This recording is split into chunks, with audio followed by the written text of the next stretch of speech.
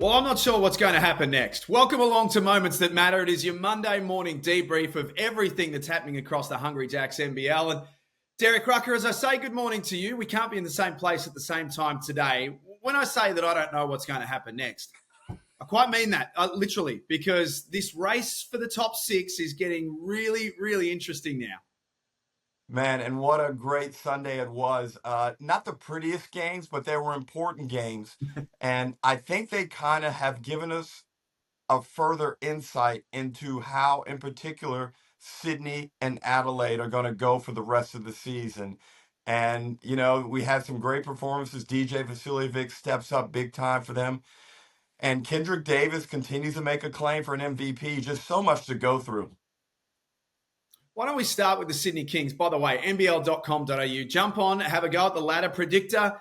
I woke up very early this morning, Ruck, and the first thing I did was grab the ladder predictor out. I've spent way too much time on this thing, and you can get all sorts of different variables. The Sydney Kings are third on the table, and we spoke about this a bit last week, that they might be the quietest third-place team that we've had in quite some time. They had 32 points in the fourth quarter. You saw them up close yesterday. Are they playing good basketball? I'm confused. I don't know. I talked to Kings CEO Chris Pongrass before the game, and with a huge crowd in there, we both kind of agreed, like, are the Kings going to go out there and from the tip dominate play? And I thought maybe just because they were due for that type of game that it would happen. Well, it didn't happen. And again, they come back strong in the fourth. Jack, they were down 73-70 after a Doyle tray with 4:08 on the clock. And they go on a run, an 18-4 run to close the game in the final 4 minutes, playing decent basketball, excellent defensive basketball. But again, on the offensive end, it is not pretty at all. They just they hit a couple of big shots. They get offensive rebounds. They go to the free throw line. It's not beautiful, and I don't know. I don't know what to think. They're a good basketball team, but they are a below average offensive team, which makes me worry about how far they can go in the postseason. Which seems crazy to say that, and I agree with you for what it's worth. For a team that's got Jalen Adams, Xavier Cooks, Cam Oliver, Bull Kual, Isaiah Liafa, Kouat Noi, who we'll get to in a moment. There are scorers up and down this roster, and yet here we are in round 17, and you're saying that they're just an average offensive team. Well, the sample size is complete now. We don't need any further evidence. They're seventh in the league in offensive rating, according to nbl.com.au. And I just don't see it really improving because there's a disparity between them and the sixth place team. And I think they are who they are. And I talked about it being a defining day yesterday. This is who Sydney is now. I'm not looking for a different type of basketball team anymore. I've probably been hoping and wishing and expecting something different, but this is who they are, Jack. If they win the title, it's going to be this way. And I think the good sign is it seems like they've evolved to the point where Cam Oliver is a factor in games, but still not as much as I thought he could have been. So they're third. I go back to that. Can they win it? Is there a world where Sydney win the whole thing? Jack, they can't beat Illawarra in a 5-game series. They can't. Illawarra are too good. I'm not sure they could beat Perth in a 3-game series if Perth had home court advantage. There are some really foul matchups for the Sydney Kings. Now, if they had, say, a Southeast Melbourne, I don't mind that one as much. But can they win it? Certainly. Is the probability of winning it even moderately high? No. The shining light is Kwat Noi. Out of all of this, 32 points again yesterday. Derek, we were watching in our green room before the second game. He looked like the best player on the court. Well, an argument could be made that he's the Kings MVP this season. Xavier Cooks has been the most consistent player, and statistically, Xavier's numbers this season are surpassing what he did in his MVP season, but probably not with the same impact. But he's outstanding. He's probably all NBL first team, in my opinion. But Kwat is a difference maker. He's been the real X factor, and especially over the past 10 to 12 Sydney Kings games. His scoring is off the charts. He's an elite shooter of the basketball. And for a team that doesn't have a lot of emotion in its best players on a regular basis, I think what he brings in that regard has been invaluable to Sydney. And he's given them some confidence and some boost. And I really respect what he's done. He's very full of bravado. And it doesn't necessarily represent who he actually is as a person. And I think people need to be cautious when trying to say things about Kwat that just aren't true. He's a very, very confident basketball player, but his demeanor Yeah. inside the white lines doesn't match what he is off the court. Yeah, he's a really wonderful, young, kind personality. He's one of the great people to talk to in the league. Tasmania, Derek, they won 12 games for the season. We think that 14 is probably the magic number to solidify a spot inside the top six. So they're not quite there yet. Are you concerned that they're starting to run out of petrol now? And in fact, not even that they're running out of petrol, that the fuel light might actually be on. It's on, Jack. And it's between them and Adelaide. All right. You got two teams vying for that final play-in spot. I think the other five are set. And I just don't know where Tassie get enough scoring from game to game. And I don't know how they accumulate enough victories. I have them winning one more game, Jack. And then it's just a matter of how many Adelaide win. But I have a lot more confidence in Adelaide being able to get 3 victories in their run home.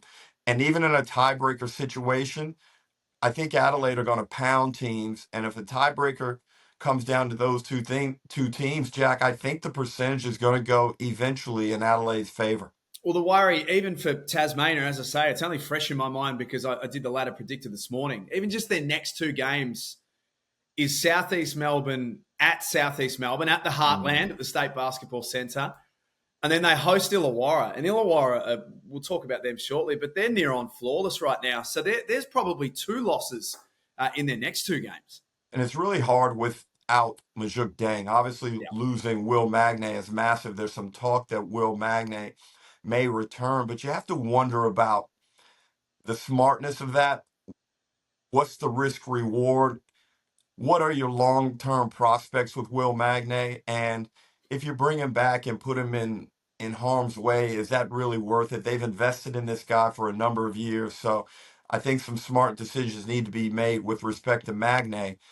But again, I thought Doyle was more aggressive. He played the way I felt that he needs to play for the balance of the season just to ensure his team has a chance. And Scott Roth, again, had them schemed up really well yesterday. They just fell apart in the final 4 minutes, but it's tough. I think a lot of people around the country probably don't want Tasmania in it, and I think people want to see Adelaide in it because of the drama, the entertainment, and the fact that they're really good at basketball. Well, for now, they're all on the same page and they're all singing Kumbaya. They were very good in Perth on Friday night, but they couldn't win. They went to Cairns yesterday. They did a number on the Taipans, and it was 3J Vasiljevic who went bananas. 10 made threes in the game, Derek. 7 of them in the first quarter. The only person that could stop DJ was Mike Wells. He took him out of the game. That was astounding. Let DJ run. And he needed that just for his confidence because he hasn't been playing poorly, but I'm sure he hasn't played up to the standard that he expects of himself. We've seen him go for 10 threes. In fact, there was an Instagram post over the weekend about guys in the 40-minute era, the modern era, who have made 10 threes, and DJ was right there. Yep. And he comes out, gets it done again, and at a timely moment because we know the trickiness of that road trip to Cairns, and Cairns were coming off of a nice victory at Brisbane. So DJ steps up, and again, Montrez was dominant in the paint, gave them great energy. And Kendrick Davis, as I alluded to before, any other year, Jack, he's definitely a really case for the MVP. But I make no bones about this when I say this. If they are able to successfully sign Kendrick Davis for a long-term contract, Jack, he is going to be a multiple MVP award winner in this league. He's very special. And it was, I thought his post-game interview with Ariana yesterday was really interesting. It felt a bit emotional, to be honest. There was a couple of times that he really thought about what he wanted to say. And one of them, which Mike Wells also said on Friday night, was he's 25, he's overseas for the first time as a pro. Mhm. Maybe he's got a little bit of a foot up the backside in the last week as well, but it seems like he's starting to understand the responsibility, as you would know, of being the overseas stud. Yeah, not only that, within that team, you could see just the dynamic with the players. They look to him. Montrez looks to him because that's the nature of our game. The point guard, most of the time, is the most important player on the team. When he is a stud like Kendrick is, his value increases big time. So Kendrick carries a lot more responsibility other than just going out there and trying to get numbers, Jack. It's how he conducts himself, what standards he set. And those standards that he set become acceptable and they become the routine for the rest of the team. They play Sydney in Sydney on Friday night. How big is that game for both teams? Huge. Oh, And Sydney are battling for that second spot with Southeast Melbourne, with Perth, with Melbourne. There's a battle. I don't think Illawarra will let up, Jack. no, I'm going to stop you there. They're not battling with Melbourne for second spot, Derek, to be What? honest. After what we saw on Saturday night, let's get to that game now. What? Illawarra were brilliant. I can't see. Tell me I'm wrong. I can't see how Melbourne turn this around and finish second. So your eye test is accurate, but it's so hard for me, Jack, to go against Chris Golding and Dean Vickerman and everything that Melbourne United stand for. It's so hard for me to discount them. And with teams in this league, they're probably the team that I always believe in the most to pull through just because of everything Yeah. that's in place there. Yep. It's so hard for me to think that this is going to continue. But I guess somebody has to lose games, and they look horrible on the defensive end. They let through 117 on Saturday night, Ruck, which is so unlike a Dean Vickerman team. Like that is a Dean Vickerman team's calling card is the defensive end. And then at the other end of the floor, I mean, they put 90 odd on the board themselves, but it was a big game of catch up. Again, you was courtside, you saw it. I was just watching it at home. Was the gap between these two teams as obvious courtside as what it was watching? Well, that was the Andrew Gaze game. Drewy somehow bumped me out of Illawarra. Oh, of So I course. don't know. He pulled rank on me, Jack. It's called pecking order, Derek. So, but no, I watched that game quite Yeah. closely. And I just don't. I thought Melbourne United are the team best equipped to go down to Illawarra and beat them. I think they're the team that can get it done. We've seen Illawarra destroy Perth down there. But I'm concerned about the defensive guard play. I'm concerned about Matthew Dellavedova's shooting. He seems to have lost his scoring punch over the past 4 rounds. He's still playing adequately, but his level of play before the FIBA break was high, but that has fallen off a little bit. Ian Clark, which again is amazing me that he hasn't been able to continue the sublime offensive numbers that we're used to from him. There's been a drop off there. And then my concern coming into the season was the front line and were they going to be good defensively enough and be able to provide enough offense? But again, Jack, I can't give up on them. I still think they're in the hunt for second place. Yeah, they'll be in the top six, no question about that, and they could finish third. But I think if we're just going on eye test and numbers as well, Derek, like at the moment, Perth, Sydney, and Southeast Melbourne seem to be all playing better basketball than Melbourne. The three hottest teams in the league. Yeah, and also I'm factoring in how they look playing the game are Illawarra, Perth, and Southeast Melbourne. and Now I've got Sydney scratching up those guys, but they just look so ugly when they win. So that's why I've got them in the next category. And then Adelaide is like this bottle of nitroglycerin sitting off to the side, where it's like tread carefully around Adelaide. They might blow you out the water. we shouldn't walk past Illawarra and that performance either. Like we've spoken about Melbourne and their worries and their deficiencies. There are no worries and there are no deficiencies with this Illawarra team. Justin Tatum has got them all walking in the same direction, playing in the same direction. They look like they really enjoy each other's company. That they are the clear number one seed, aren't they? Well, it comes down to leadership, I believe, and Justin Tatum, from the moment he took the reins, has created a culture and a style of play and a belief within that group that is just really, really strong. And you're right, they had a couple of slip ups over the holiday period, but they've steered that ship back in the right direction. And they're the team to beat, make no bones about it. And we've been down there for big games and big moments, and home court advantage is going to be a big thing for them, more so than, say, home court advantage for Sydney.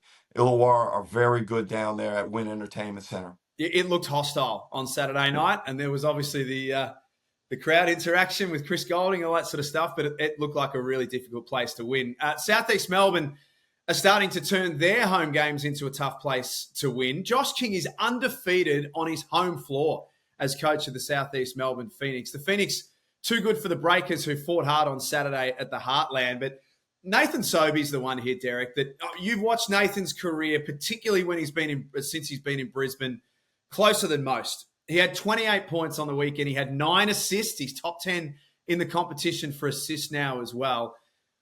He's 34 years of age. What has Josh King unlocked in Nathan Sobey that perhaps others haven't been able to? Well, the composure and the timing, I think, is much improved under Josh King. And this is what I had expected from Nathan Sobey for years. And it's so easy to judge and say this and that, why not, all that type of stuff. But the reality is everybody evolves differently. Yep. Now, this is a late bloom in his professional career for Nathan Sobey, but it's a brilliant bloom. And this is a better season than he had last season. Make no mistake. He is playing at a high level, all NBA caliber, and the shooting is improving. And I've talked about it for years. His mechanics, his technique looks really good, but now he's starting to see the ball go through the bucket. And we know all the other skills that he has, the ability to get on the rim. The athleticism does not seem to be declining. No. So it looks like this guy is going to have some serious longevity in his career. And the passion has always been there. But it's just been harnessing that stallion-like personality of Sobey on the basketball court into something that's a little bit refined without dulling his edge as a basketball player. And now we're seeing the perfect convergence of all of that in his play. Is the Coach of the Year race completely over? Is Josh King a chance here? Jack, say he runs the table. Oh, and they finish second or possibly first. Yo, there are going to be some people scratching their heads trying to figure this one out. yeah. And Tatum's brilliant. Tatum is very, very strong. But if Josh King gets him in the second and they don't lose another game, man, we got some decisions to make. Yeah, he's building a case that with every game they win, they've got Sydney on Wednesday at the State Basketball Centre. I'll be there for that one. I'm really looking forward to it. And again, another massive game for the Sydney Kings. Perth on Friday night, Derek, they had to win against Adelaide. It was a really simple equation for them. Just keep winning. It was a bit of a homecoming. They've been on the road for the last 7 games and been really solid away from home as well. Bryce was Bryce. Christian Doolittle here is the secondary piece to this Perth Wildcats lineup that I wonder could very well be the difference between how far they go. Well, Adelaide did a surprisingly good job on Cotton. You know, he still scored some points, but they were inefficient. But I thought this was a great way for Perth to win a basketball game. They did it without the significant contribution by Cotton, and they've incorporated Doolittle back into the mix, and I thought Pinder was really effective. They need those two guys to play good basketball if they want to win the championship. It's going to be very difficult and a low probability task trying to win a championship solely on Bryce Cotton's brilliance. It may happen. It's possible, but it's highly unlikely. So to get those guys making this type of impact was huge for John Riley. And now they've got a great run of home games. As I mentioned, they're one of the hottest teams in the league. They've got the best player in the league, and if they can stay healthy, I see them maybe dropping one more game to close out the season. So, it's going to be hard to catch them, as we discussed in the second spot defensively. They're seemingly improving as well. And, John really gets knocked every year. Perth go through a struggle every year since he's been there, but somehow, Jack, he lifts them up and he gets them going. And I did not think this team was a top 2 team coming into the season. Well, I think we all had doubts, didn't we? We've spoken about it a lot on this show of whether that sort of offensively minded game of Perth would be sustainable, Derek, come the postseason. But it looks like it will be, doesn't it? Well, when Hools jumped in your seat for a couple of weeks, I mentioned the possibility that maybe a champion comes from a team that finishes outside the top 4 of the defensive rating, and Perth would be that team. Yeah. They lie outside the 4 and potentially could do it. It could be one of the years where we see something go against the historical trend. Yesterday didn't go so well for them, but shout out to Cairns as well. They now lead the summer shootout. They put 111 points on the board against Brisbane on Friday night. They played loose. They played carefree. Rob Edwards really took off and led the way. It was a fun game. I think it sort of enhanced the summer shootout and what the NBL are trying to do here.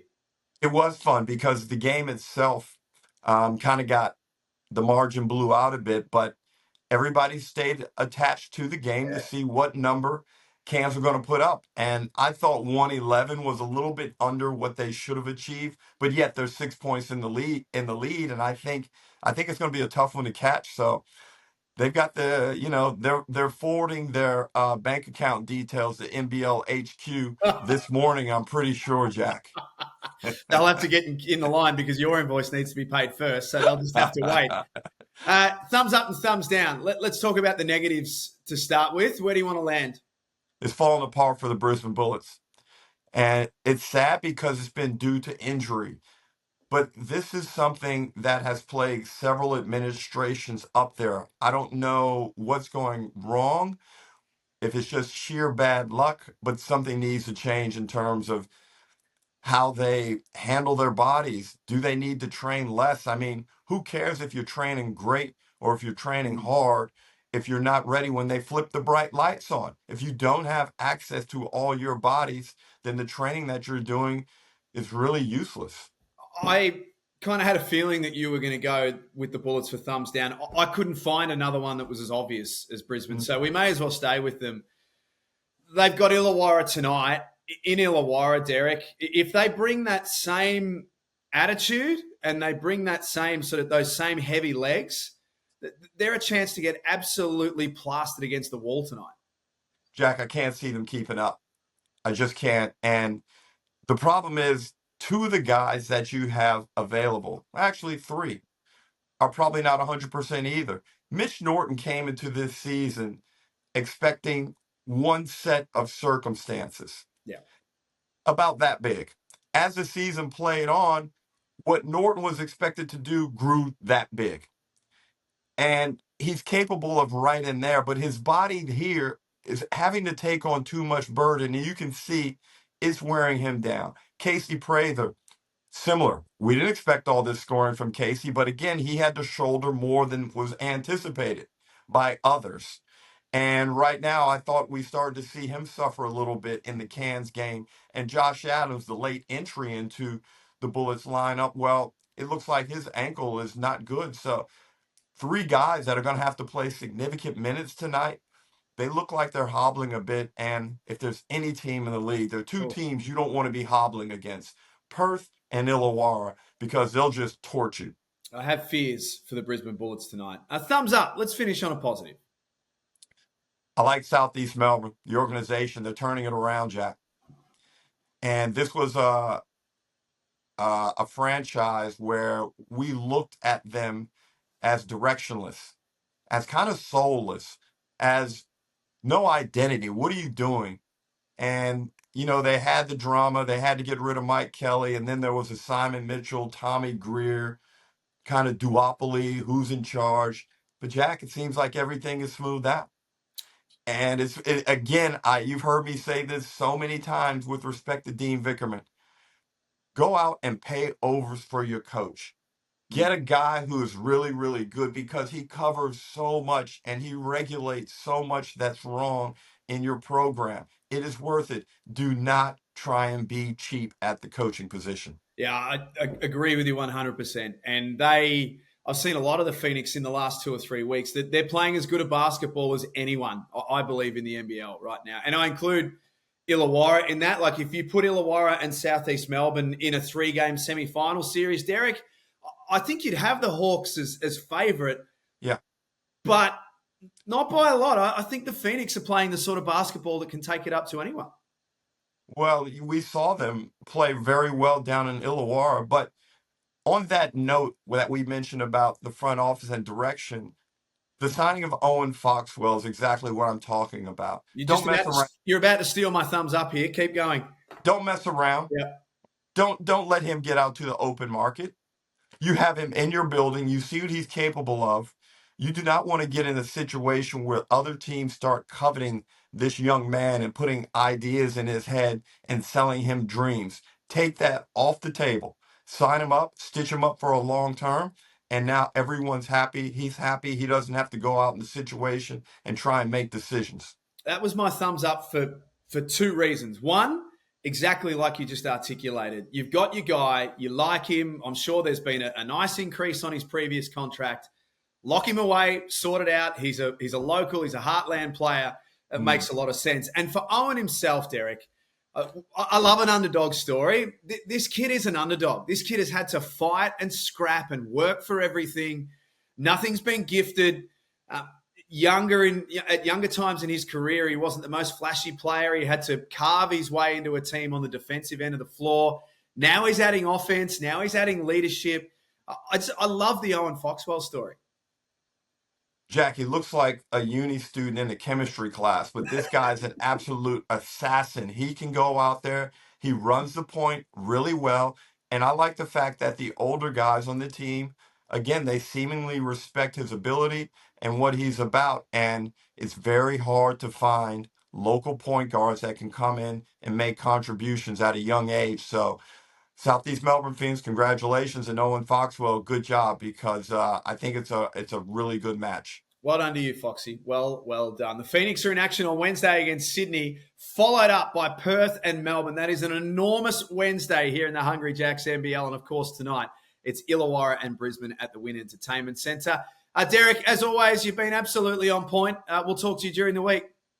Jack, I will see you this week. I'm coming down to Melbourne to watch Southeast Melbourne and Sydney. I'm showing up in the house, baby. Why am I only finding out about this now? Have a good week. I'm always the last one to know. We'll catch you next week on Moments That Mattered.